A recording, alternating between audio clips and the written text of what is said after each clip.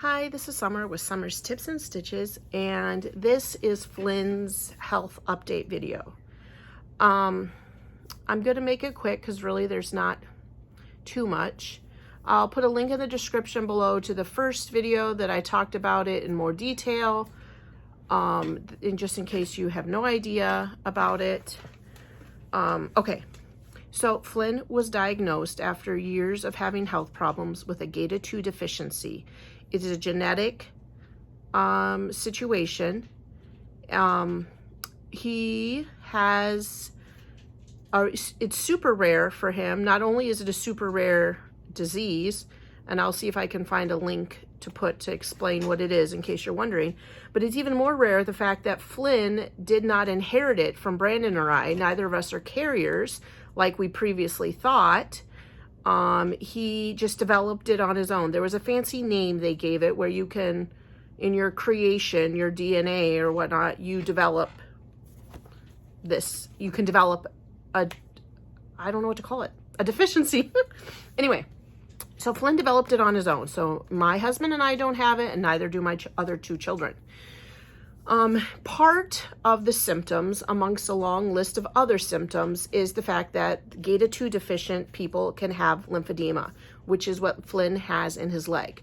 We had, over the years, that was the reason we even knew something was wrong with him, and have been over the years trying to get his leg to be the normal size of his others. He has been going through lymphatic massage and therapy and compression, and we had found out that there was a surgeon in Chicago who does surgery on lymphatic systems where he can do a few different operations which could, in fact, cure lymphedema. One of which is a lymph node transplant, and the other is lymphatic bypass, where he takes veins, lymphatic veins that don't work, and bypass them or move them into other veins or blood veins, and then it would cause the leg to start moving fluid. However, sadly, and I can say this now without, really crying, these surgeries will not be an option for Flynn. Those surgeries only work on people who have a damaged lymphatic system, people who had a normal functioning lymphatic system, but then had a damage for some reason. I can't even begin to think of them, some of it being cancer or an injury. Flynn's lymphatic system is underdeveloped. It is that way because of his genetic situation with the Gata-2. So sadly, those surgeries will not work for him. He cannot be cured of this. The doctor, of course, recommended diet and exercise because apparently lymph fluid that stays in the leg for way too long, or any other part of the body, I guess, will turn to fat. So Flynn does have a very fat leg. So diet and exercise, he suggested pool exercise. And then he said, once we have this Gata-2 thing worked out, which is a separate topic that I'll talk about shortly, we can, in a year or so, look to liposuction. Flynn will always have to wear compression. Flynn will always have to go to a lymphatic massage therapist. And he will always have to exercise that leg to keep the fat down. It will never look exactly like the other. He does think we can reduce it in size with liposuction, but he said the primary concern is the procedures that they want to do for the Gata-2 deficiency. So that was the update from the Chicago doctor. It was a little sad at first because I was hoping for a surgery, but that looks like it will not happen. The liposuction can happen later. Now, talking about the Gata-2 deficiency, we were referred to a specialist out of Maryland, and Flynn has the initial acceptance into this program to work on the Gata-2 deficiency. The Gata-2 deficiency is a very new disease that has been discovered, or genetic mutation, only in the last 10 years, and there's about 500 people in the world, I believe, who actually have it. So there's very little known. There are other symptoms. Lymphedema is one of them. Having a very weak immune system and not being able to fight viruses is another symptom. Hearing loss is a symptom. Protein buildups in the lungs, so the breathing is an issue. That is a symptom. Leukemia is a symptom. I think off the top of my head, reproductive issues, that is a symptom of it. Currently, Flynn does struggle with the very low, weak immune system and the lymphedema. Okay, I talked about the lymphedema piece. For the immune system, Flynn will be on a daily antibiotic, and we just have to pray and hope he stays safe and healthy. Now, there are cures for the Gata 2, but these are new, and we are just now starting the process of figuring out what they can do for Flynn, when they would do it, and what of the two. The two options is something to do with stem cell, and I don't remember what they called it, like a stem cell treatment. And the other is a bone marrow transplant. We are starting with figuring out, should we do the bone marrow transplant? Flynn will have to have an appointment coming up where they will do a CT scan to see the condition his lungs are in, because he does have breathing problems. And then we will talk about the bone marrow. We'll have a big meeting where I'm sure they'll talk about donors and the consequences of transplants and, you know, the life you have after that, because you have to go on like transplant medication for the rest of your life. Finding donors, finding a match. It'll be like an informational meeting, and that's coming up. And then a couple days after that, we have to go back to Children's because they want to take a sample of Flynn's bone marrow and see what's in it.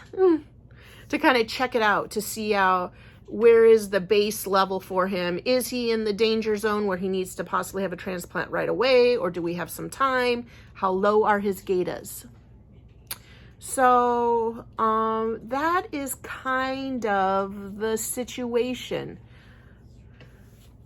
Of course, I do appreciate all the people that have been praying for us. Many people sent letters and gifts to the kids, because there's a lot going on, and I'm very thankful for all of you, because there's a lot for the parents, obviously, worried about your child. There's a lot for Flynn, and then also his brother and sister, worried about his health, praying for him. For a while, they were concerned that maybe they possibly had it, because if it had been carried from Brandon or I, then my other two children could possibly have it. And so I do want to thank everybody for their prayers and their thoughts and the letters and the cards. I also want to say, even though the lymphatic surgery did not go the way I hoped it would, I will say I have seen God at work here in this situation. Because Flynn's immune system is so weak, like in the very low levels, and I don't necessarily know the doctor words to explain it to you, he is at great risk of being ill and being very ill, getting COVID, getting a cold, getting strep throat. And I truly believe that over this, since he first started showing symptoms in 2018, 2019, and obviously he's had this whole life, I truly believe that God has been protecting him despite the immune system, and that Flynn has had very minimal illnesses up till now.